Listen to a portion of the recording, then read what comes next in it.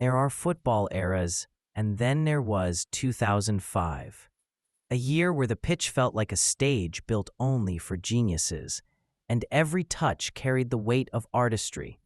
As the cameras rolled and stadiums across Europe roared, four names towered above the rest: Ronaldinho, Zidane, Ronaldo, and David Beckham. They weren't just players, they were performers, masters, and magicians shaping football history. Whenever Ronaldinho dropped a shoulder, defenders felt a chill, unsure whether he would burst past them or embarrass them with a no-look pass.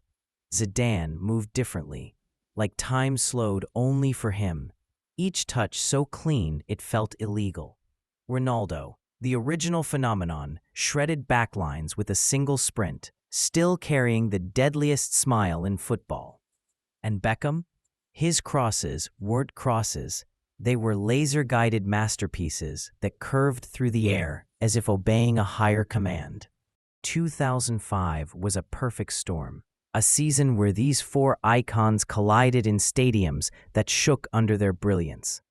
Every match was a cinematic scene: flashing lights, rising tension, roaring crowds, and unstoppable talent. Watching their highlights from that year feels like rediscovering a forgotten treasure chest, full of tricks, brilliance, elegance, and football that felt too pure to be real. This was football at its most artistic, its most expressive, its most alive. Moments when Ronaldinho picked up the ball in 2005, defenders didn't just retreat, they panicked. His elastico, his floating dribble, the way he laughed while dancing past rivals, it all felt supernatural. Whether it was the toe poke against Chelsea, the no-look passes in La Liga, or the impossible through balls, he played with joy no one else could imitate. On the opposite side of the spectrum stood Zinedine Zidane, the master of calm. His pirouettes, his velvet first touch, and his intelligence turned complicated situations into poetry. Watching him take a ball out of the sky was like watching someone catch falling stars with their bare hands. Right beside them stood Ronaldo Nazário, still one of the most feared strikers alive. His acceleration, his fake shots, his iconic stepovers, every movement looked like a finishing move. Moments, even defenders with perfect positioning ended up flat-footed. And then came David Beckham, the man whose right foot had its own fan base. Curling free kicks, whipped long balls, pinpoint crosses.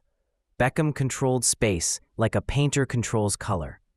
Together, their 2005 performances created moments that became eternal. Zidane's slice. Looking back, 2005 feels untouchable because it wasn't just talent, it was identity. Each of these legends brought something uniquely theirs, something football hasn't truly replaced. Ronaldinho gave the world joy. He showed that football wasn't only about winning. It was about expression, art, and happiness. Kids copied his skills not to score goals, but to feel what he felt. Zidane brought elegance, proof that intelligence and beauty could dominate even the toughest battles. His calmness taught a generation that pressure was only an illusion. Ronaldo offered power fused with technique, reminding the world what a true number 9 could be. Fearless, explosive, unstoppable, even when marked by entire defenses. Beckham brought discipline and precision, a reminder that mastery doesn't require flair. Sometimes it requires dedication so intense that perfection becomes normal. Their 2005 season represents a golden snapshot of football's most creative era. No super teams, no stat-obsessed football, no robotic tactics, just raw brilliance. Stadiums exploded with energy.